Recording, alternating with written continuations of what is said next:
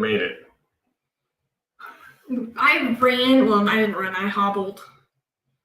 I wonder if your mom was watching because I ran from her house.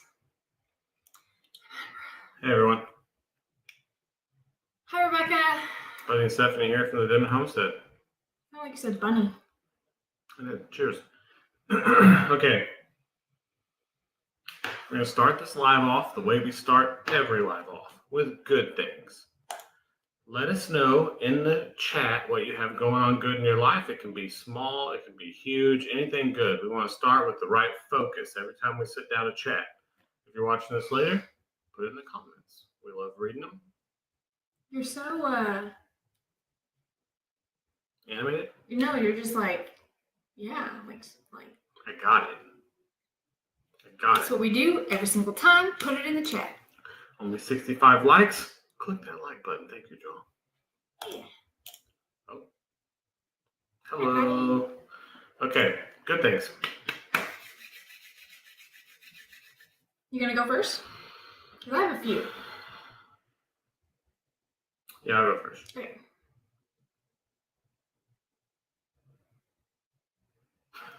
I'll go first. Okay, yeah, you go. Because I'm trying to decide between mine. Okay. Well, I have several. My good thing is that we have been working really hard to get one of our rental properties back up and running and doing a lot of repairs. And I really needed a break. Do you ever make a plan like a month in advance or 2 months in advance, and then that plan gets closer and closer, and you're like, dang, I really don't know. Like, it's not that you don't want to do that plan, but you know that you've got other things that you should probably take care of or need to wrap up. Never happened to me. And then you just but then you do the plan that you had planned to do, and then you're so glad that you did it. Yeah. That was this weekend. Yep. For me. So that's my good thing, is that we traveled. Took a break from the rental. Yeah, we took our RV about 4 hours away to visit my San Antonio family. And it was my stepmom's birthday. So we celebrated my stepmom's birthday and all of my dad's side of the family. And truly, it was such a nice visit. And I really needed it. Even though before we left, I was like, man, I still got to finish up the quarter round. And if I had just one more day, I could finish it by the weekend. But you just can't get time back with your grandparents like that, and cousins and siblings. And it was just a really, really nice 24-hour break. That's my good thing. Yeah, my good thing is, I don't get to have this happen a lot, actually, but it's a small good thing, but it is still a good thing. I got a wild pedicure this weekend. Oh, yeah. I love wild pedicures. I don't know if you guys have ever had a wild pedicure, but that's where you take your feet and you put them in the river and you let the minnows eat all the dead skin off of it. And they just nibble on your feet nonstop. I had that happen. Yeah. That was fun. Yeah, and all the little kids were doing it too. They had stuck their feet in. They're actually scared though. The second a minnow comes and nibbles on them, they're like, ah! Yeah. Just gotta let it happen. It's nature's pedicure. Yep. And I'll share another good thing. Y'all want to see it? Oh, yeah, that's a good thing too. Here, just hold your hands out. Yeah, I'm not going to be able to hold them all.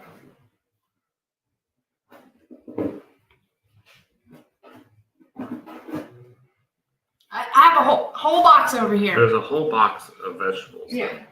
So yesterday and today we picked vegetables.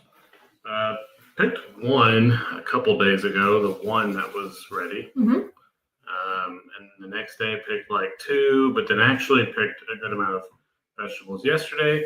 Took them to Steph's family and gave away any of the squash they wanted, which everyone was like in shock, like, How are you? You've got full-size squash already. We have a ton of squash right now. We do. We have full-size squash right now. Full-size zucchini, full-size cucumbers. That's it for right now. Blackberries. And blackberries. Man, I should have brought the blackberries in here. Yeah. They have some giant like as big as my thumb blackberries. They're crazy big. Oh man. Yeah. So the produce is producing. And that is a good thing. Yep. That's a really good thing. I cannot wait to make some of that squash and zucchini. Just chop it up. I already ate some of the cucumbers out of our garden. Just put them in vinegar and pepper and so good. Yeah. I learned a new recipe for some cucumbers not too long ago, and it was like an Asian-inspired recipe where you take your cucumber, you slice it thin like a pickle, and you put it in like a mason jar and you marinate it just for a little bit with soy sauce. And you can add in whatever like Asian ingredients. So like you could do like a little bit of ginger. I think I put in some garlic, like minced garlic, and some sesame seeds. A little bit of sesame oil goes a long way. So I added a little bit of sesame oil. And some rice wine vinegar, and I kind of just gave it a little bit of a shake. Like it's almost like a marinade, like an Asian marinade, and I gave it a little bit of a shake, and I let it coat all of the cucumbers with it. Oh, and I added some of that red chili oil crisp. Yeah. And what did we buy that for? What were we making? It was the cookbook, Date Night. Oh, the Date Night cookbook. Yeah, the Date Night cookbook. Yeah. But anyway, yeah, I had never made the pickles that way or cucumbers that way. They're not really pickles. But yeah, they were really good. They soaked all of it up, and it was awesome. Yes. Oh my gosh. So that's where I was just at. Was at my mother-in-law's next door, Kim's, because we missed lunch today. But we got home and unloaded the RV, straight over to my mom's, had the crawfish etouffee, and right into the live. Yeah. So we've been really on the road good. and then eating, but it was good. Very good. Yeah. And Good job, Mom. I could not have told you that was her first time to make an etouffee, which I'm pretty sure it was her first time. And it was professional level. You could jar that up and sell it. So good. So good. Oh yeah, I was a lot of good things. Yeah, I was excited about that. I have another good thing. Okay. Well, I guess it's kind of a good thing and kind of sad, but you guys know about hopefully you guys know about the Kosovo long crower chicken eggs that Jamie bought me. We talked about it 2 weeks ago on our last live, and today or tomorrow is hatch day, and only one of the 8 had any viability. So I'm fingers crossed that the one egg that had any sort of sign of life, I'm really hoping that we get that one to hatch. Yeah, and maybe it'll be a hen if we're even luckier. Would that be lucky to have a hen? We wouldn't have to have the long crow. I want You want a long crow? I want a long crower. Okay, well, I mean, this is just one. I mean, it would be pretty chaotic if we had more than one. Can you imagine? Yeah, that would be chaotic. Yeah. But I've never, and I wonder if this is something that's normal, because I'll have to look into it. But I've never had shipped eggs to incubate, and I just wonder if the viability rate goes down when they're shipped. Plus, they weren't tipped down in the box. Not all of them were tipped down, which like the fat side up, which is where the air sac settles. So whenever I'm getting eggs ready to incubate, I always put the smaller tip. So if you think about an egg, it's not perfectly oval, right? So one side is a little bit more pointy and one side's a little bit more fat. I always put the pointy side down because you want the air sac to, the way that they pip, the way that they break the shell, they have a larger air sac at the top. Anyway, I always store those eggs when I know that I'm gathering them to hatch with the fat side up. And not all of the ones that were shipped were fat side up. Mm-hmm. So I don't know if it has something to do with that or the fact that maybe they were collected and they were sitting on that person's counter for a long time, and then plus the shipping time and then the time it got to me. Yeah. Ooh, I'm crossing my fingers for you. So I don't know. I guess just the viability just goes down whenever you just don't know how old those eggs are. But we have one that might make it, so we'll see. Yep. Let's see. What was I gonna say? Laura's feeling good. Thanks, Teresa, for asking. Yeah, Laura's feeling. She's on antibiotics. She had strep, so she's on like day 4 or 5 of antibiotics now. So she's all you can tell now. She sounds like a little bit like she's got like a little bit of a nasally like congestion, but she's 10 times better. You're gonna say something? Yeah, but I can't remember what it was. I lost it. Okay. I hope it's a rooster too, Paula. Long crow or rooster. Okay, well, what do we got going on, babe? We have a lot going on. Yeah. We have a lot of things wrapping up. I think we're gonna list the rental here pretty soon. Yeah, we're gonna get the rental back on the market here pretty soon. And please help me pray if you're the praying type, or send positive, good vibes, because we have got. I want to clear some things up, because we made a video about the rental and about all the things we had to do because the renter kind of trashed it.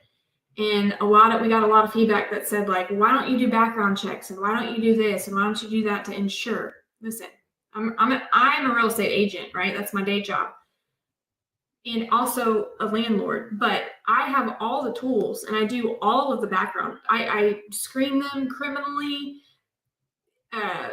work-wise, with their paycheck stubs and all the things you can do. They can look perfect, but it doesn't mean just because they look perfect on paper, when they get in there, you can say all day long, no smoking in the house, no smoking on the premises, and they can agree to it and say, yeah. And they get in there, first thing they do is they're going to light up a cigarette just because they're going to get in the house. There's some feedback too. A couple people commented, wondered if we could do scheduled spot checks. What is we've never done that before, but what is the reasoning behind why we don't? Is it just an inconvenience that we don't typically make our renters deal with, or? Yeah, so it is allowable in Texas for your owner or landlord to access the property with notice, right? You have to give notice, and then you can access the property. They can't deny you access to your own property. My feeling on that is that I was once upon a time a renter, and there are horror stories of landlords out there that just come in and snoop and look around, and are you? That's really funny. Do you become planning one? Yeah. Yes or no? So, but it's just an imposition, and I feel like it's a violation of privacy. If I don't have a reason to suspect something nefarious is going on, I'm not going to say I'm checking in quarterly. I know that there are some landlords that will install their own air filters in the AC. They'll say, we're coming every month to make sure that the air filter in the AC unit is changed. I just feel like, I don't know, there's just a fine line when it comes to. And maybe what we should do, honestly, is when a new agreement is signed, that's when we do something like that. Like, you rent for the entire year, and you say, I would really like to rent for another year, and you want to sign a new agreement. That new agreement just comes with us checking out the property. It's like once an agreement signing. Yeah, but if they sign a 2 or 3 year lease, like our past renter did, you don't get in there for the full. I mean, we did go in. You walked in there whenever we had AC issues, and you kind of but I went in. I was in there for 5 seconds when I was there helping.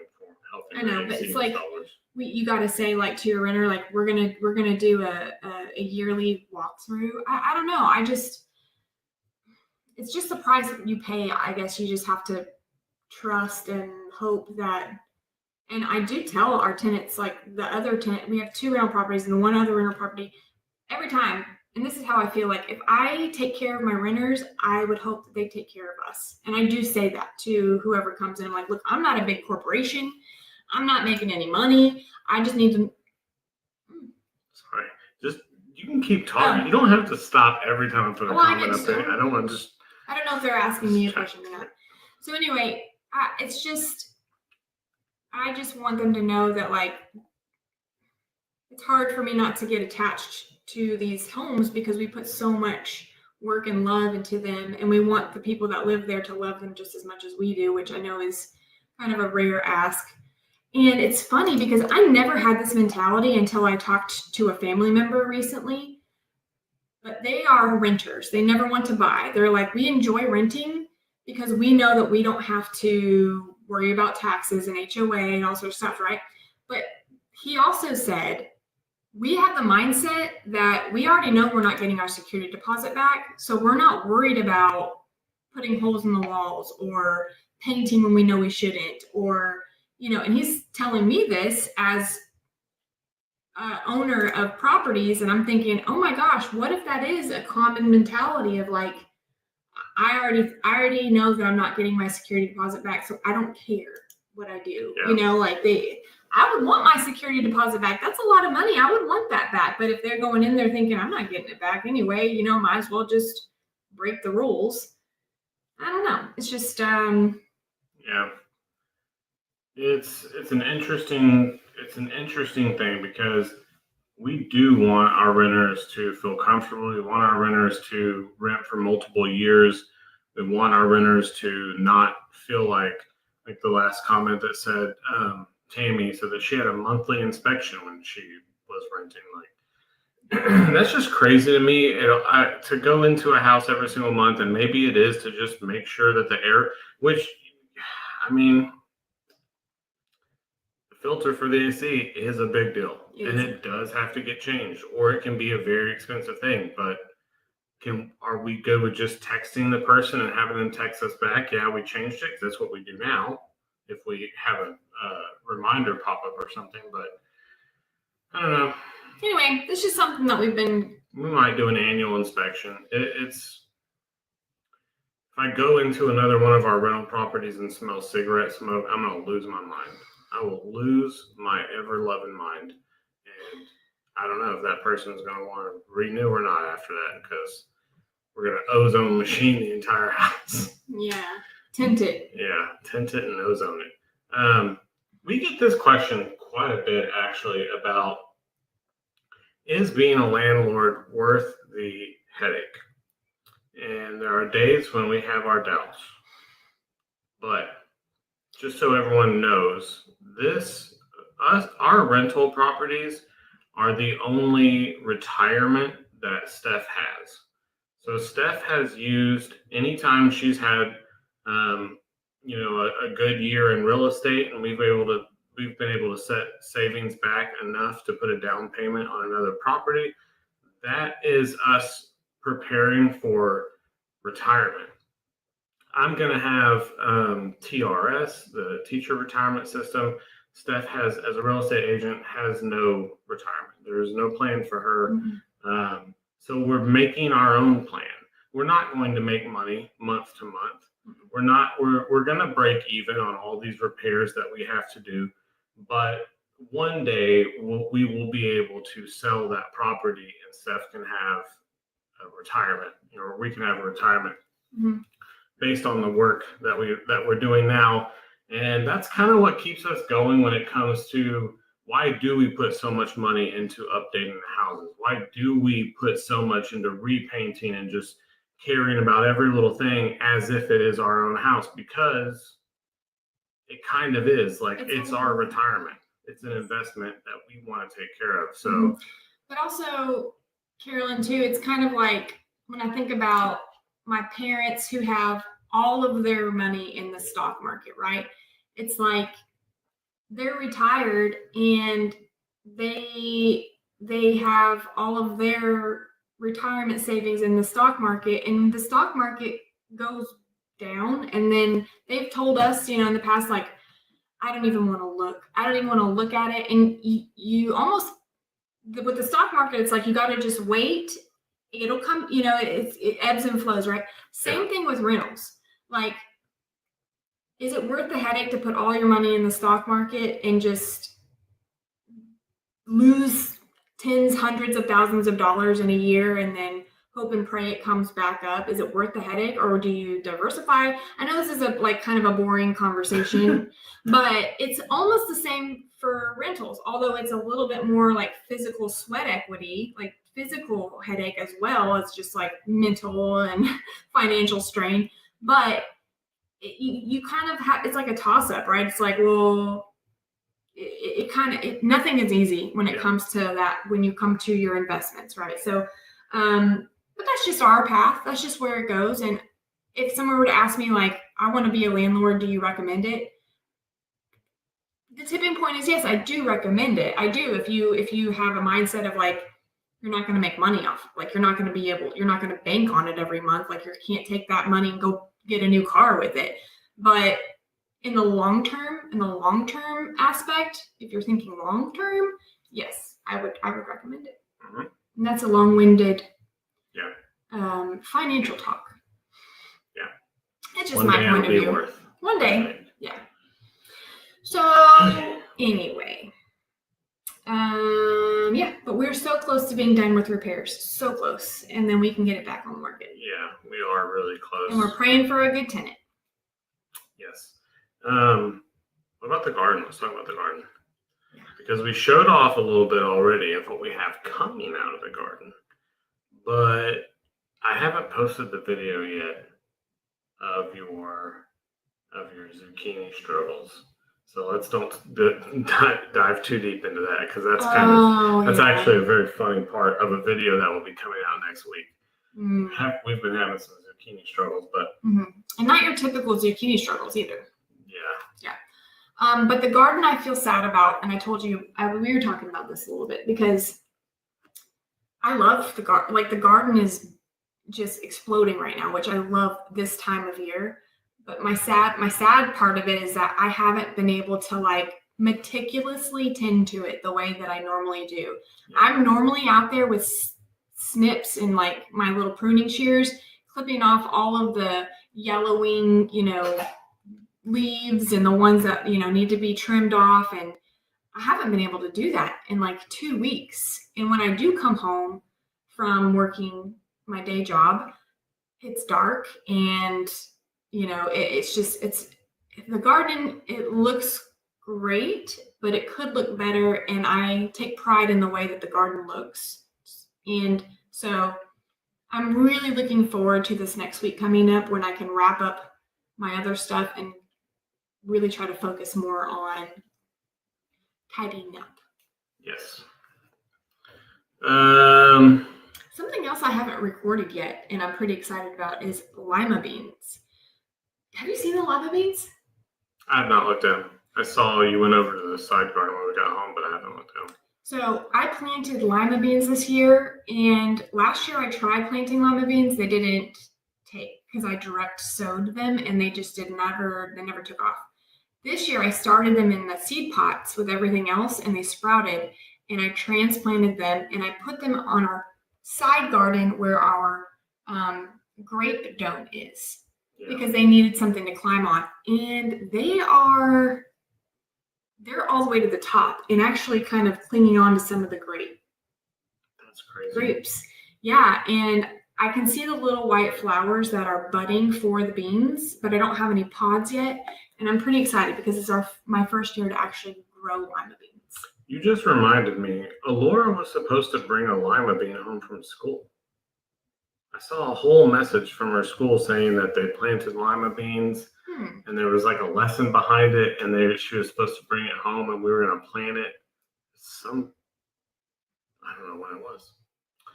We have some exciting news about one of our kids. Yeah. Let me answer this question real quick. How long have I been in school, sister? How long have I been in school? 5 years. 11 years. Is this year 11 years? Yeah. So 16 years working in the school system. While I was in college, I was a substitute teacher for a little bit, like on days that I had extra time or what, like if I had classes on Monday, Wednesday, and Friday, on Tuesdays and Thursdays, if they had an opening, I would go in and substitute teach. But 16 years working in the school district. Okay, sorry. What was the surprise? Well, we have good news about our kids. Oh yeah. Which one? Well, two. Two. Connor. Oh, this is super exciting. Yeah. Connor, our middle son, he applied and he had to do this long application, and he did it by himself. I helped him. I walked him through it, but he did it all by himself. He answered all the questions. He applied. Well, he was invited to apply. You have to be invited, but he was invited to be the national honor, the junior national honor society. Junior National Honor Society. Yeah. He did the application. He had to write an essay, which he wrote all on his own, and submit the essay, and it had to be handwritten with pen and scanned and emailed in, so that it wasn't like you couldn't AI generate it or whatever. It was handwritten with pen. And then he had to have recommendation letters. Oh, I'm sorry. National Junior Honor Society. Yeah, but I knew their junior wasn't at the beginning. National Junior Honor Society. And then he had to have recommendation letters. So he got those, and we submitted everything over. And he just got word back last week. He got his acceptance letter. That he's been accepted and so we have a ceremony this week coming up. No, not this week coming up. The week after. Oh, okay. Yeah, Tuesday of next week. Okay. Not this week one. So that ceremony is going to be really cool. They're having it in the auditorium. Everyone has to dress in their Sunday best. I think they walk around with candles or something. I'm not sure how the induction ceremony goes. Someone told me there was people had candles. I don't know. It could be cool looking, but we had to have a talk with him too about it, because we had to make sure he realized it just wasn't some club to be accepted, right. But he understands what, and I really didn't know what it meant to be a part of the honor society is, and what they stood for and what they were all about. Mm-hmm. But it's a pretty neat little program. And what I didn't know is that when you're out of the junior and you go into the actual National Honor Society, they have them in the collegiate level and the high school level too. But when you're in college, they give scholarships. They have, it's an amazing thing to have on your resume as well. But they do these, they fly out of state to go do these programs and extra trainings, and it's just a really neat, and they do a lot of give back. It's a lot of volunteering your own time and giving back to the community, and what's important to your community, what's important to you, what do you want to see the National Honor Society as a whole contribute, like what are your passions? And so someone asked, for someone not in the U.S., what is the Honor Society? So here's just a little snippet of what the National Junior Honor Society. The National Junior Honor Society. So these are the things that they look for in a student before they are accepted. And in the long run, it can be really valuable for college admissions. But students that demonstrate a commitment to scholarship, service, leadership, character, and citizenship. Those are the things that they want in students. Yeah. So. Like an upstanding citizen, right? Yeah. Like they just want leaders and upstanding citizens and people who can give back to the community and set good examples for other students, which he has done like throughout his elementary and even junior high. I remember when he was in elementary, he was asked to be one of the kids. When new kids came, like in the middle of the school year, if like they moved, they asked Connor, can you be their little buddy and show them around during the day, like where their classes are, and be a greeter in the morning for like kids coming in, high-fiving all the kids. And he was so excited to do that. He has always been so welcoming and so loving to other students and other kids too, and just accepting of all the people, you know. I got a call from Connor's principal one time that said she needed to talk to me about something that Connor did, and I was like, okay.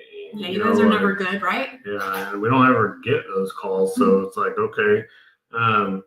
Well, there was kind of an elderly man that volunteered at the junior high, and he volunteered his time being like a hall monitor and opening doors and greeting students and things like that.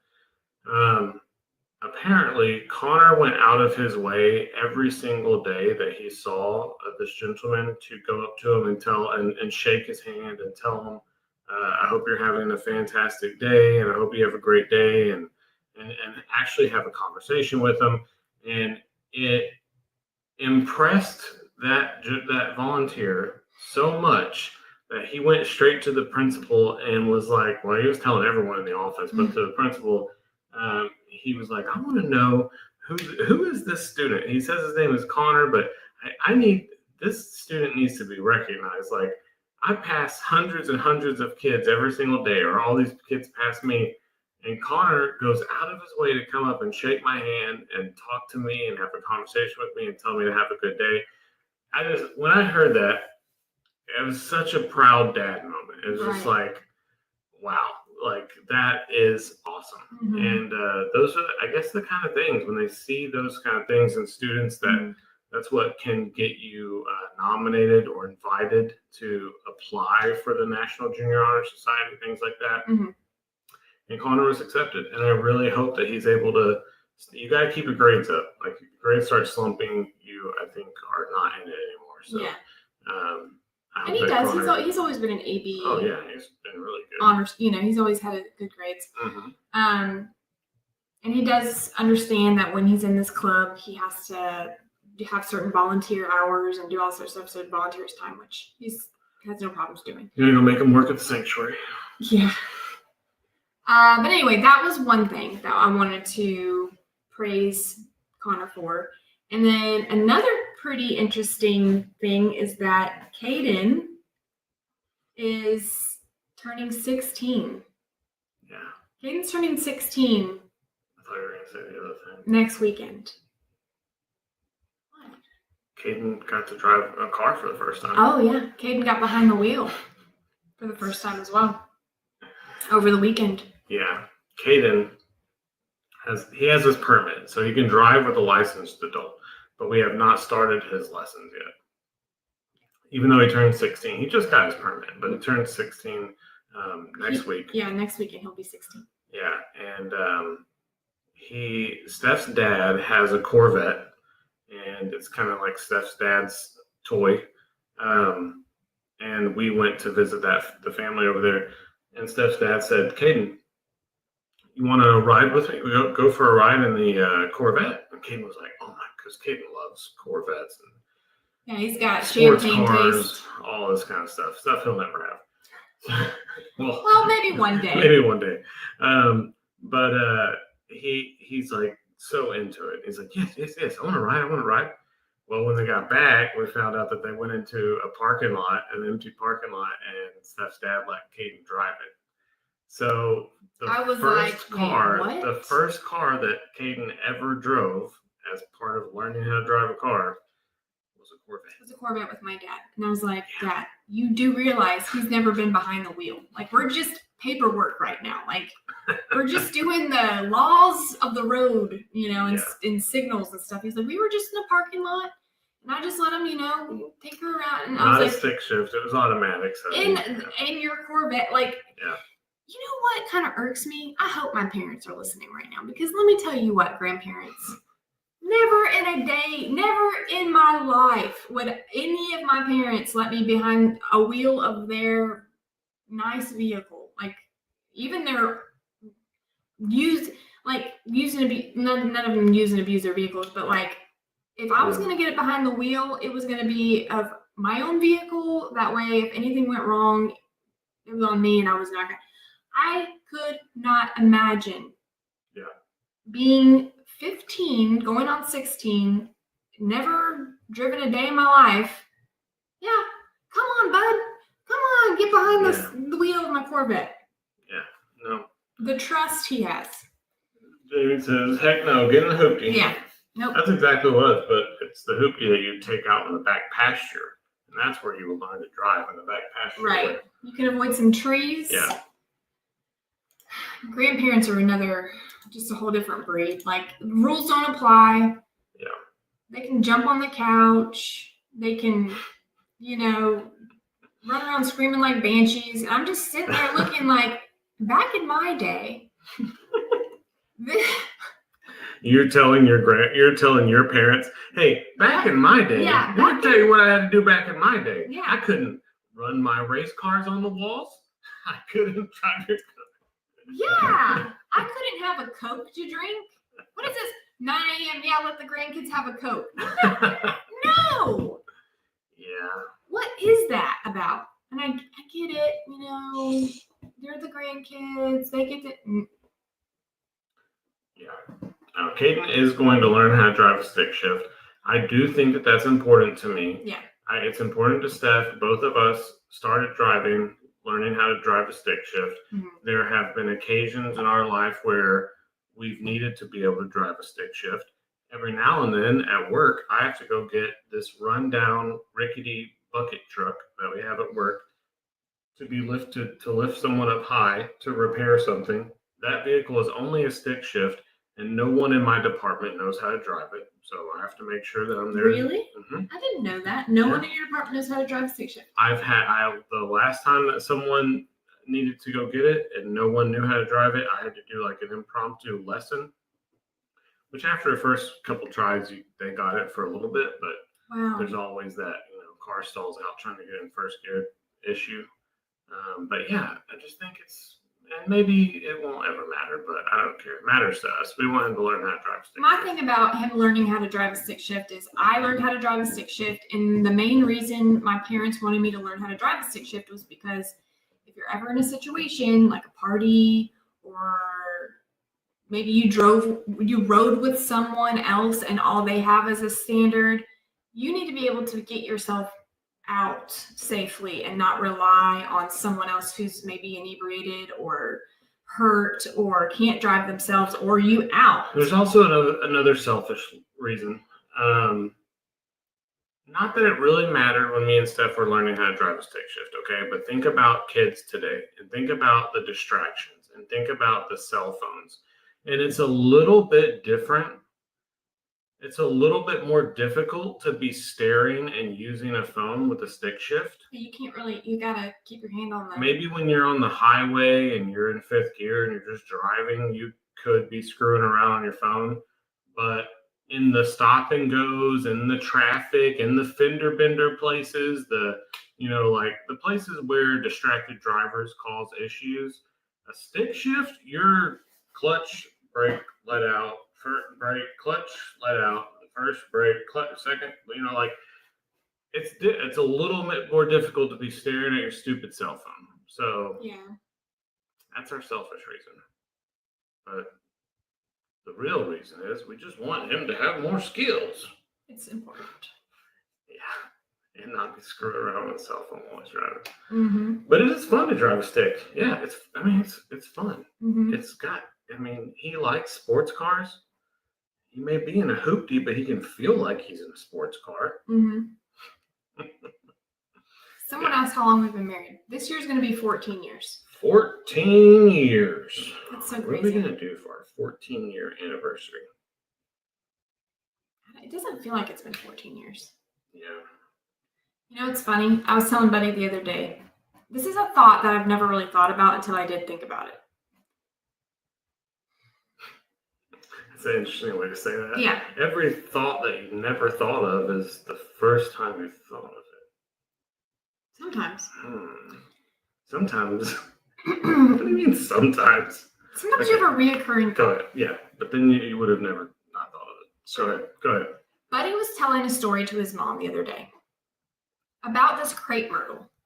It's a tree. A crepe myrtle is a type of tree, if you're not familiar. It's got the ends of the branches have these clumps of flowers, right? Beautiful tree. Really cool tree. Beautiful. When we first built our house here 12 years ago, across the street there was just nothing but woods for miles and miles and miles and miles and miles. But as they were clear cutting for the absolute horrendous situation that is across the street now, when they were clear cutting, we noticed that there was this Cowbird. Is it the bird? The bird's tapping on my window. We noticed that there was this massive, beautiful, ancient crepe myrtle across the street from us. And it was probably Oldest one I'd ever seen. maybe, I don't know, 8-10 feet around. It is the redwoods version of a crepe myrtle. The crepe myrtle itself, I mean, crepe myrtles, they have like shoots that come off the bottom. It's not one big tree trunk, but this thing was just... It had fused into like a trunk, and then solid trees were like every single shoot that came out of it. Yeah. I have no idea how old this crepe myrtle was. It's probably the original crepe myrtle of all crepe myrtles. Anyway, he was telling the story to his mom, and I could remember what Buddy looked like in his 13-year ago form, which is weird to say it, but like he had shorter hair, shorter beard, almost no facial hair, and I can vividly remember him in his body as that at that time. Yeah. But whenever I have memories, like regular memories, like back in the day, I almost think of him like the way he is right now. I picture him. And that's what I do. And that's, I don't know what's normal or not, but when someone says, "Hey, do you remember that time?" And I have to go back and think of that time. When I'm thinking of that time, and you can all try this right now. Try this with us as an experiment. Think of a time, like a moment of you and your significant other, or you and your brother, sister, mother, father, whoever. Think of that. Go back and think of that memory that you made. And do you look like you look now? Does your significant other look like they do now in your memory? Or are you remembering them exactly what they looked at during that time frame? Yeah. And not like you remembering your baby. Like, obviously you're going to think of your baby as a baby. But like you went to dinner with your mom when she turned 50 or something, you know. But like I think of my mom and I think of a memory and I think of her the way she is now. Yeah. But back then. Because I think what we remember is the experience. Yeah. We remember the experience and not necessarily, we're not thinking of a timeline where we're like, this was 17 years ago. 17 years ago, I didn't have as long of a beard. I had shorter hair. Like, I don't think all those things click in. I think it's just, here's what we experienced, and we're remembering that experiences in the bodies that we're in right now. Yeah. And I guess all I have to say is it doesn't feel like we've been married for 14 years. That's a weird way to say that. But it's just, it feels like time has just kind of like, I don't even know how to explain it, but just like we've morphed into who we are right now. But who we are right now, I feel like I just Twilight Zone, the rabbit hole that I went down the other day. I was like, weird. Yeah. It is weird. It was a weird thought. Because you, I think, had something at that moment happen that's more rare, where you like remembered the exact way that me and you looked during that memory. Which, when you asked me, I was like, well, now every time I think of a memory, I'm thinking of the way we look right now. Yeah. Reliving that memory from 10 years ago or 15 years ago, whatever it was. So, yeah, that's weird. It's strange. Lori said, but wait, did you get a cutting of the crepe myrtle? No. I wish I would have thought of that, but we didn't. Yeah, it was just one day it was there, and the next day it was a hole in the ground, like ripped up, and everything was clear cut and pulled up. And And truly, we didn't know what exactly was happening when they started to cut down the trees, because it was almost like they were thinning stuff out. Like it was really thick, and then all of a sudden they were going through, and they were like thinning. They were like brush hogging. And I remember talking to you about this too. I remember saying, like, they're not going to cut that down. Like, they're going to see that and be like, okay, that's like the most beautiful thing that could be in anyone's front yard. Let's clear everything else. And no, they didn't care. Also, I was working for the city at some point in time. And in the developer's agreement, when they started to develop the land, there was a stipulation in the developer's agreement that there was to be a buffer. Yeah. It was so that the original Plum Grove people who were upset about this developer coming and clear cutting, he was supposed to leave like a 55-foot buffer from the road to the beginning of development to where it was like you couldn't even tell what was going on behind there, but they clear cut it all anyway. So there really wasn't a buffer. What it is a setback line, so you can't build like a fence, right? Like you can't go all the way to the street with a fence on that side of the road, but it was sold to the city as if it would have been a tree buffer to where it would like mute sounds and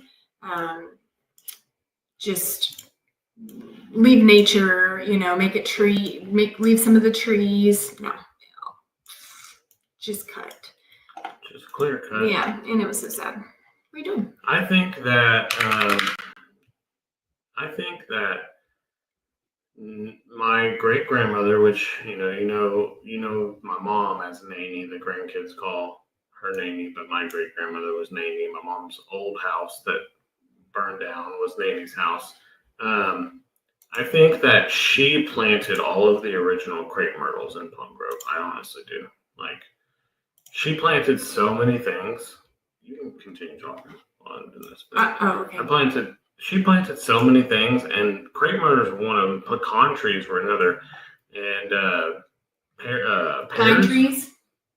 Did she? I think she planted a lot. Pawpaw planted a bunch Oh, of pine Pawpaw trees. was the pine tree? I don't know if Nanny planted pine trees. Oh. She planted more kind of pretty things. Yeah, she planted a lot of roses, crepe myrtles. I have Peggy Martin roses that I planted that Jamie got me around my chicken coop, and your mom actually said that she's pretty sure back in the day, Nanny had her own version of Peggy Martins that she planted because they were little pink roses that were just growing along. And then your mom said that she tried to save some of those because eventually they just kind of got swallowed up and died, suppressed with some of the other growth. But I thought that was kind of neat. And I told you I was having like an existential crisis the other day because your mom had said, Nanny used to plant. Nanny had that planted. And I've heard that so many times when I plant something, Nanny used to do that. Nanny used to plant something like that. Nanny used to, plant trees, and she would go around, and I planted live oaks, and I planted, I've done all these things, and then I would hear, yeah, Nanny used to do that too. And it was it's just weird because I never met Nanny. I never met her, and she was alive whenever I was born. Like, I was alive at the same time she was, but I never met her by the time, when did she die? How old were you when Nanny died? I was. Oh my gosh, this picture of you. Probably Connor's age. When Nanny died? Yeah. Yeah, so way before I met Buddy. But apparently I have some of the same type of tendencies as far as plants go and gardening and stuff. So I don't know. It's kind of neat to hear that I do some of those things too. And I'm not from Plum Grove. I never grew up here. Are you sharing that? Did someone ask about it or something? Someone was talking about not being able to picture like younger me or whatever. Oh, younger you? And actually, lots of people have said, "What did I look like without a beard?" Which was only when I was in high school. But so this is me. I'm on the right. I'm the tall one. I'm the tall one. I'm in high school at this time. I don't know what grade. Probably 10th or 11th. And then Levi, of course, is in the middle. And then Levi, of course. Yeah, other brother Tony is on the left-hand side. So what's funny about this picture, I found this picture the other day because... Hold on. What? Let me clarify. Everyone's asking. P-Pat is not the same as Nanny. No. P-Pat is G's mom. Nanny's Pawpaw's Nanny mom. is Pawpaw's mom. Yeah. So they're not the same person. Sorry. I did not mean to take off. So my mom gave me her old laptop, and she said, "Is there any way that you can get all of the pictures and things off of this thing because it doesn't work anymore?" And I said, "Yeah, I can probably do that." So I'd say, so I see the pictures, and there's like all as I'm like rescuing these pictures off of this laptop, I'm seeing that it's like Connor or not Connor. Yeah, there is actually. I think no, maybe not Connor. Oh yeah, there is one picture on here of me throwing Connor up in the air. That one that like freaked you out. Gosh, Yeah. I hate that. But yeah, so there's so many pictures of me, Levi, and Tony, like younger pictures, and I saw this one with all three of us in it, and that old picture that is behind us that I want to say maybe we lost it in the fire. I remember that picture is there for a long time. My mom had that picture for a long time, but That was Nanny's old house. mm, Where that picture was taken. that's not a picture. That's like a painting. No. Where you were standing. Were you in Nanny's old house? I don't think so. I think this was in our old house up the hill. That's not a home there anymore. Okay, you lived there in high school? Because you lived in Nanny's house in high school. Oh, maybe so. Maybe this isn't Nanny's house then. Is my mom on here? Mom, come back. I don't know if my mom left. She could tell us where we're at in this house. Mm-hmm. It's maybe after we moved into Nanny's old house. But yeah. So I was able to, long story short, I was able to rescue all my mom's pictures that she didn't want to lose from her old laptop, and I, of course, kept copies of them because I wanted to keep them too. And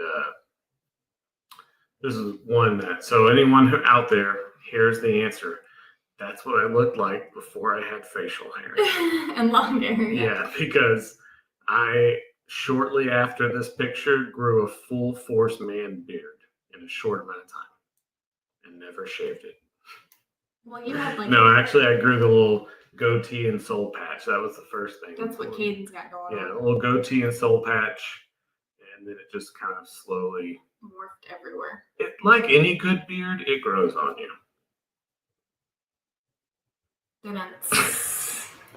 He'll be here all night, guys. Gotta love that. Yeah. No, so that's cool. I didn't follow up with you about the laptop. Yeah, I remember got everything off. Saved it to her. Yeah. Okay. She did want me, so I sent it to her digitally. She would like me to put it on a flash drive for like another backup. I still got to do that. So, but yeah, so I was able to rescue all those old pictures. We need to, you know what we need to do? Because I'm pretty sure she's not on here anymore. We need to get her an album made. You can just upload them to like a photo print. We just need to get them, put it in an actual album. One year for Christmas, a couple of Christmases ago, my mom sneakily went on to me and my siblings' Facebooks, downloaded 14, however long Facebook we've been on Facebook, downloaded years and years and years of all of the pictures that we ourselves uploaded and liked and saved. And she printed them all out, and she made big leather-bound photo albums. People don't do that anymore. And that was one of the best Christmas gifts I had ever received, because having physical copies of pictures, it just doesn't, not a lot of people do that anymore. And I have lost a phone or broken a phone before I had it backed up to a cloud, which I still don't understand how a cloud works, but I didn't have all my pictures backed up. Oh, this picture, good Lord. And I lost them. And so unless you have physical copies, you're never get them back. Anyway, she made all of us albums, and I loved it. One of my favorite gifts. So here's what I looked like immediately out of high school. Oh gosh, buddy. Such a cool cat. This is me in my my Saturn. With your soul patch. With my soul patch and a little bit right here. I always shaved the mustache. I never liked the mustache. Always let my sideburns grow down a little bit. Had, well, my ears are still pierced. I still wear earrings, but my earrings, my aviators. I was talking to you about aviators today, because we were talking about floating the river all the time. Because we used to float the river all the time in camp and all this kind of stuff. We don't really do it. You're such a baby in this picture. We were talking about how it would be cool when the water gets really low at the river to go like look Treasure and see, hunting. treasure hunt and see all the cool sunglasses that you could get. And I was like, I probably lost a lot of sunglasses floating the rivers, but they would all be $10 gas station aviators. Yeah, the cheap Which little that's what I'm knockoffs. rocking right now. Mhm. $10 gas station aviators. Yeah, this is going to be Connor at 18. Like Connor is a copy paste Yeah. of you for sure. Yeah. I was graduated buddy right there on my own, free to roam the world as an adult. There was. So 100%. Yep. Always Mhm. gotta have a CD holder on your sun blocker thing. Mm-hmm. What are those things called? Sunshades. Yeah. Mm-hmm. CD book in the backseat of my car. That big. I'm gonna tell you a story about my CD book that makes me mad to this day because I still have my CD book, and I'm not joking with you about this. I think it still smells the same way. I worked at Office Depot. One of the guys that worked with me was a meathead, like Gym rat? a gym rat, like steroids, huge, the whole thing. Just we walked around, he was like, "Hey, bro, how's it going, bro? Yeah." He was like also a part-time trainer. One of those people. We had to take turns working overnights. Okay, that was something that came with the job. Every now and then, you didn't get there until 9 o'clock at night when everyone else was closing up the store and leaving, and you're just stocking shelves all night long, getting ready for the next day, and then you leave when the sun comes up. Yep. Those are overnights. So I had to work an overnight, and I brought my big book of CDs up there because that's what you do when you work overnights. You're just jamming because there's no one there, and you're boxing, throwing stuff on the shelves. Well, this dude that I worked with had to work an overnight after me, and I had my CDs, and he goes, "Hey man, I was gonna bring some music and I forgot. Could I have those CDs?"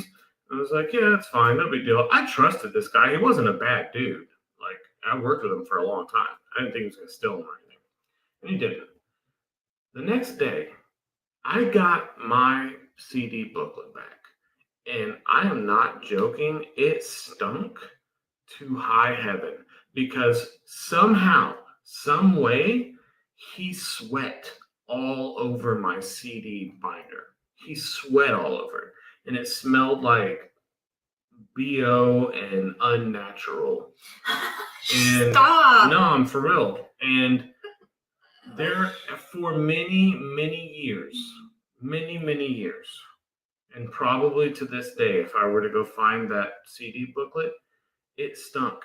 And I had to take it out of my car because random strangers would get into my car and be like, "Why do you have random strangers in your car?" Well, not, oh, sorry, not random strangers. I didn't invite strangers in my car. People who had nothing to do with the situation. They didn't know the people. They'd get in my car and be like, "What's that smell?" I'd be like, "Huh? What is it?" I don't know. Something smells weird in here. And I'd stick that thing up in their face. Is this? Oh, God. Yeah. Why didn't you just get a new case? I was broke. Probably. Oh yeah. That makes Probably sense. just didn't have the money for it. Yeah. Would have But- Lysol it or something. I probably wiped that thing down with stuff 20 times. Couldn't get the smell out ever. Mm-hmm. But yeah, I would imagine to this day, if I find it, which it's somewhere, I never threw it away. If I find that CD case somewhere, Amanda said it was because Probably he was still scratching places he shouldn't have been scratching and then touched your stuff. I don't want to think about that. That's gross. But I really don't know. It's almost like he had funnels hooked up to himself and was just funneling the sweat down into my CD case. Like, how do you get that much stink on an item? I don't know. It's weird. That's a weird story. Why did I even? Oh, I don't know. CD cases. Someone Yeah. brought CD cases. I got a CD case story, guys. I still have my CDs. They don't stink though. Yeah. I still have them in the I had friends who would burn me CDs and like make me mix tapes, but like CDs. Mm-hmm. So I still have them. I used to do that too. I used to burn CDs and sell them to kids in school. Make $10 per CD. You're like Connor. Did you guys ever make your own tapes? So me and my sister, we had this little stereo. It was a little black one. It had a little antenna that you could like, little black one. What about that? Genius. Surely by now it has aired out. If you go get that thing and stick it in my face and it still stinks, we're having problems. I'll find it. We'll see. I just forgot what I was saying. Did you ever make mixtapes? Oh yeah, tapes. So we get these blanks, right? Like the little cassette tapes. Me and my sister, we had this little black thing, and we would put the tape in, and you could record over it. So we would be our own DJs. So we'd be like, yeah, so the weather today. We'd like have our own little, radio, like Delilah. Y'all know Delilah. She had that that was like, you could just go to, if I was in the car, 99, And that was Smash Mouth. Hey, man, you're an all-star. Coming up next. Yeah, but you're in your car and your mom's like, you're driving. You just hear like Delilah's voice, and it's like, thank you for joining us tonight. I hope that, and her voice was just anyway, so we would be our own Delilah, right? We would be like, yeah, so today the weather is, and we'd do our whole thing, and then we're like, okay, coming up next is, and then we'd we would try to figure out what the next song was coming on, and then we would wait till it was this whole thing, right? So we had a whole cassette of us being the DJ. And it was Not fun. me. When I made mixtapes, actually recording them from the radio, I didn't want any talking. And that was what annoyed the crap out of me. When I would make a mixtape, is that the DJs would continue talking after the song started. Yeah. And I just wanted to hit record right when the music started. And then sometimes they would trick you. And the music would play and it would get quiet. And then you'd hit record, and then it'd be like, and here it is on Rock 101. And it's like, why? Yeah. And now that's forever on your song. I think everyone knows who Delilah is. Yeah. Did you ever order when you watch TV and it had it was late night. It was the late night thing. And it was like, pay $1 and you get 10 CDs. Oh, I know. I did that. My mom's probably got a story about that because I bought a bunch of rock bands that she thought was devil music, and I did it with. Is it like Led Zeppelin, Metallica? Publishers Clearinghouse? Is that what? Publishers Clearinghouse? I don't know. You get the little pamphlets sometimes, and you could click off. It's not Publishers Clearinghouse, though, is it? It's like pay 99 cents, get 10 CDs. Right. Yeah, that's what I did. Columbia House Records, thank you. Yeah. Columbia House Records. I did the Columbia House Club thing, and without my mom knowing. And I sent 99 cents or whatever, and I got the 10 CDs. Mail $1 in? Yeah, mail $1 and get 10 CDs. And then, my mom opened the package and was like, what is this? And they were all alternative rock bands. None of this was actual, anything crazy. But yeah, she was like, this is devil music. This is my mom who listens to all of Kid Rock now. Yeah. Even the old Kid Rock, that was rough. Mm-hmm. My mom told me that the stuff I bought from Columbia House Records was devil music. But I did do that. I got in trouble for it. Yeah. I ended up getting those CDs back at some point. I convinced her that I think I made her sit down and listen to them. What I did, and I was like, they don't even say cuss words in most of these songs. Yeah, that was pretty convincing of you to do that. Yeah. Mm-hmm.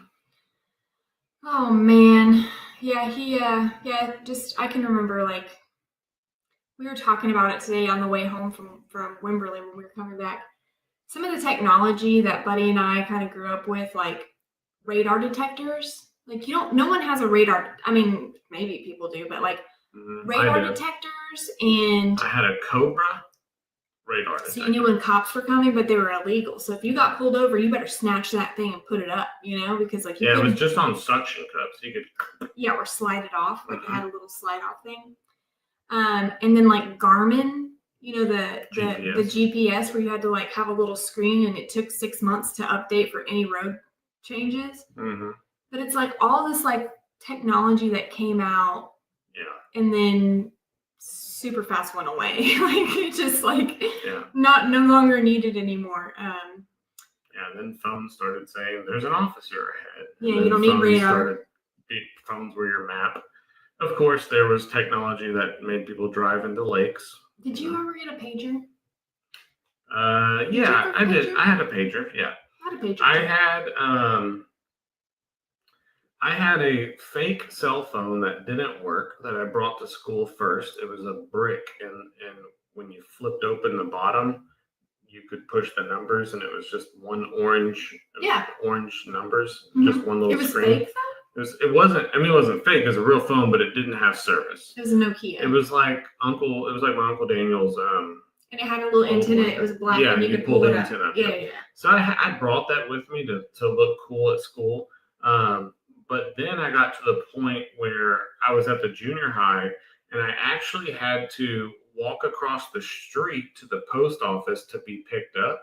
And my mom wanted to make sure that there was a way that I could page.